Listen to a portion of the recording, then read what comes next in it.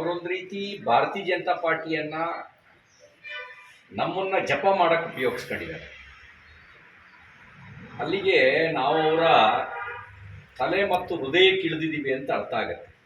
ಮಾನ್ಯ ಮುಖ್ಯಮಂತ್ರಿಗಳಾದಿಯಾಗಿ ಎಲ್ರೂ ಪ್ರಧಾನಮಂತ್ರಿ ನರೇಂದ್ರ ಮೋದಿ ಅವ್ರನ್ನ ನನ್ನನ್ನು ಬಿ ಜೆ ಪಿಯ ಜಪ ಮಾಡದೆ ಹೊರತು ಗ್ಯಾರಂಟಿ ಬಗ್ಗೆ ಹೇಳಿದ್ದೇ ಕಡಿಮೆ.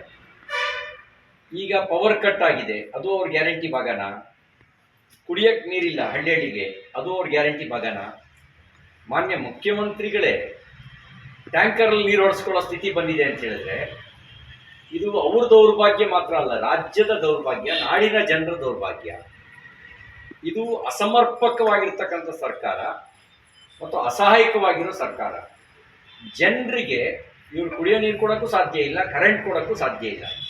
ಹಳ್ಳಿ ಹಳ್ಳಿ ಶಾಪ ಆಗ್ತಿದ್ದಾರೆ. ಕೇಂದ್ರ ಕೊಡುವ ಅಕ್ಕಿಯನ್ನು ಕಡಿತಗೊಳಿಸಿ 5 kg ಕೇಂದ್ರ ಸರ್ಕಾರ ಅಕ್ಕಿ ಕೊಡುತ್ತೆ, ಅದನ್ನೂ ಕಡಿತಗೊಳಿಸಿದ್ದಾರೆ. ಎಷ್ಟೋ ಜನರ ಕಾರ್ಡು ಕ್ಷುಲ್ಲಕ ಕಾರಣಕ್ಕೆ ರದ್ದಾಗಿದ್ದಾವೆ. ಅವರು ತಾಲೂಕು ಕಚೇರಿಗೆ ಅಲಿತಾನೆ ಇದ್ದಾರೆ. ಇವತ್ತು ನನ್ನ ಮನೆ ಬಾಗಿಲಿಗೆ ಬೆಳಗ್ಗೆ ಜನ ಬಂದಿದ್ರು. ನಮ್ದು APL ಕಾರ್ಡ್ ಆಗಿದೆ, ನಾವು ಬಡವರು, ನಮಗೊಂದು ಸ್ವಂತ ವಾಸಕ್ಕೂ ಮನೆ ಇಲ್ಲ ಅನ್ನುವಂಥ ಮಾತನ್ನು ಹೇಳಿದರು. ಕೆಲವರಿಗೆ ದುಡ್ಡು ಹಾಕಿದ್ದಾರೆ, ಕೆಲವರಿಗೆ ದುಡ್ಡು ಹಾಕಿಲ್ಲ. SCP TSP ಅನುದಾನ 2023-24ನೇ ಸಾಲಿನಲ್ಲಿ 11,000 ರೂಪಾಯಿ ಡೈವರ್ಟ್ ಮಾಡಿದರೆ ಈ ಸರಿ 14,000 ಡೈವರ್ಟ್ ಮಾಡಿದ್ದಾರೆ. ಇದೇ ದಲಿತರ ಬಗ್ಗೆ ಇರೋ ಕಾಳಜಿನ? ಅಲ್ಲಿ SCP TSP ಅವರ ಅಭಿವೃದ್ಧಿಗಾಗಿ ಬಳಕೆ ಆಗಬೇಕಾಗಿರೋ ಅನುದಾನ, SC ಮತ್ತು ST ಸಮುದಾಯದ ಅಭಿವೃದ್ಧಿಗಾಗಿ ಬಳಕೆ ಆಗಬೇಕಾಗಿರೋ ಅನುದಾನ, ಅದನ್ನ ಇವರು ಡೈವರ್ಟ್ ಮಾಡಿದ್ದಾರೆ. ಅಂದರೆ ದಲಿತರಿಗೆ ಧೋಕಾ ಮಾಡಿದ್ದೇ ಇವ್ರ ಗ್ಯಾರಂಟಿನಾ? ವಿದ್ಯುತ್ ಕಡಿತ ಮಾಡೋದೇ ಇವ್ರ ಗ್ಯಾರಂಟಿನಾ? ಬರಗಾಲ ಎದುರಿಸಲಾರದೆ ಅಸಹಾಯಕತೆ ತೋರಿಸ್ತಾ ಇರೋದೇ ಇವ್ರು ಜನರಿಗೆ ಕೊಟ್ಟಿರೋ ಗ್ಯಾರಂಟಿನಾ? ಬೆಲೆ ಏರಿಕೆ ಮೂಲಕ ಬರೆ ಎಳೆದಿರೋದೇ ಇವ್ರ ಗ್ಯಾರಂಟಿನಾ? ನೋಡಿ, ಸ್ಟಾಂಪ್ ಡ್ಯೂಟಿ, ಮುದ್ರಾಂಕ ಶುಲ್ಕ ಜಾಸ್ತಿ ಮಾಡಿದ್ರು, ಲಿಕ್ಕರ್ ಬೆಲೆ ಜಾಸ್ತಿ ಮಾಡಿದ್ರು, ಅದ್ರ ಜೊತೆಗೆ ಪಾಣಿ ಬೆಲೆನೂ ಜಾಸ್ತಿ ಮಾಡಿದ್ದಾರೆ. 20 ರೂಪಾಯಿ ಪಾಣಿ ಇದ್ರೆ 50 ರೂಪಾಯಿ ಮಾಡಿದ್ರು. ಒಂದು ಅರ್ಜಿ ಕೊಟ್ಟರೆ ಇನ್ಕಮ್ ಸರ್ಟಿಫಿಕೇಟ್ ತಗೋಬೇಕು ಅಂದ್ರೆ 50 ರೂಪಾಯಿ ಕೊಡಬೇಕು.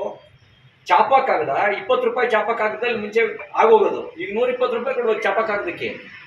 ಅದು ಇಲ್ಲ, 120 ರೂಪಾಯಿ 200 ರೂಪಾಯಿ ಕೊಡ್ಬೇಕು ಚಾಪ ಕಾಗದಕ್ಕೆ. ಇದೆಲ್ಲ ಜನ ಕಾಯ್ತಾ ಇದ್ದಾರೆ. ಇವ್ರ ಮೋಸಕ್ಕೆ ಉತ್ತರ ಕೊಡಬೇಕು ಅಂತ ಕಾಯ್ತಾ ಇದ್ದಾರೆ. ಲೋಕಸಭಾ ಚುನಾವಣೆಯಲ್ಲಿ ಉತ್ತರ ಕೊಡ್ತಾರೆ.